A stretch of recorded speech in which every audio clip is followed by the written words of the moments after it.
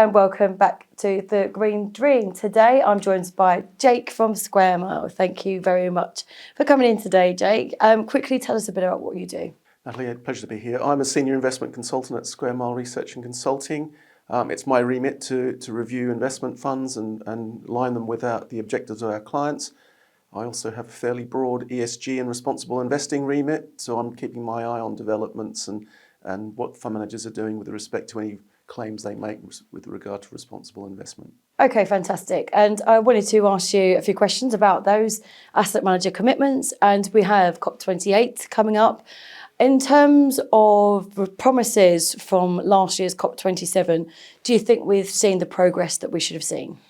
It's hard to remember about COP27, it happened so long ago, but there were a few initiatives, I think, which were quite valuable for the funds management industry. Biodiversity was put onto the agenda in a very, very firm way. And I think, some of the biodiversity initiatives have resonated with fund managers. You're seeing the launch of some biodiversity funds. They wouldn't have done that without some sort of tailwind narrative to give them the support in the market that clients can pick up on. You've seen the just transition become really important at COP27. So the damage and loss fund was created to try and help poorer countries develop and make the ability to transition in a low carbon environment. They're the ones who suffer the most from it. And you've also seen the climate finance initiatives, which I think have managed to pump some money into renewable resources. So I think they're three fairly good initiatives from COP27 that have resonated, or the message is still resonating today. Some of those have been politicised a bit. You think about the onshore wind farm going through the government at the moment. The damage and loss fund has been caught up in this debate around repatriation payments. And as soon as you start hearing words like that creeping into the narrative, it can't always be a good thing. So, sometimes politicisation is creeping into this, but I hope that COP28 allows for the central messages to be reaffirmed and re-established in the market. Okay, fantastic. And do you think that we are seeing progress on the asset management side as well, in terms of how they're looking at their emissions, how they're decarbonising? Two aspects to it. I absolutely do think that's the case. And I think that's partly because gatekeepers like myself are asking questions of them. But also, trade journalists like yourself are asking questions of them and making sure that holding their feet to the fire, so to speak. Yes, I do think fund managers are becoming much more cognizant of these issues and becoming much more proactive. We have seen many more fund managers signing up to Paris alignment initiatives. The Paris Alignment Asset Owners has become much more popular. The Net Zero Asset Management Alliance has proven to be very popular. A lot more fund managers are actually joining that. Some big name ones, unfortunately, are leaving. But again, it's important that those sorts of initiatives are maintained. You're also seeing fund managers disclosing much better data, and they are asking much better data of the investee companies in which they deal with. So, you see some fund managers taking great initiatives in the Carbon Disclosure Project, the Task Force for Carbon-Related Financial Disclosures, and the Task Force for Nature-related Financial Disclosures are all becoming more integrated in the funds management world, but also in the types of ESG questionnaires that we send out to fund managers. We're asking more of them as well from these perspectives. Okay, that's good to hear.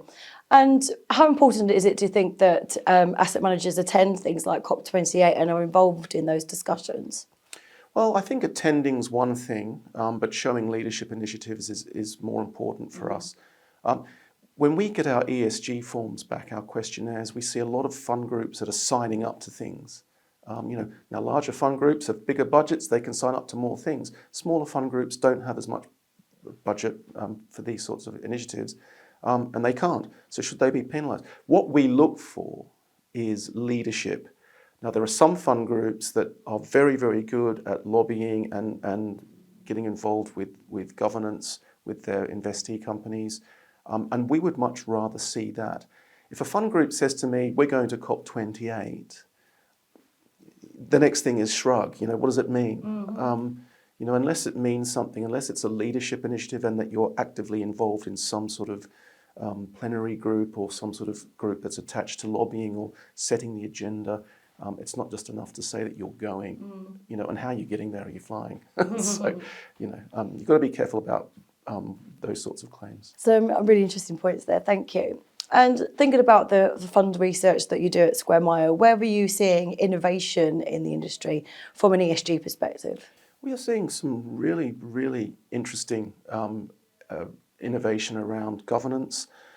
We're seeing fund groups now getting much better with trying to get, I've mentioned that the carbon disclosures, but some fund groups are really taking a lead in derivative usage. How do you get data on derivatives that's carbon related? So we've seen some really interesting developments with fund groups on that side of things.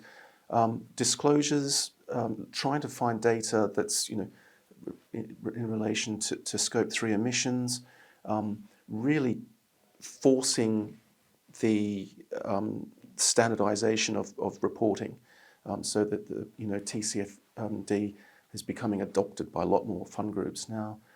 Some of the engagements we're seeing are also really unique. So again, you don't have to be a large fund manager with a big holding to make an engagement worthwhile.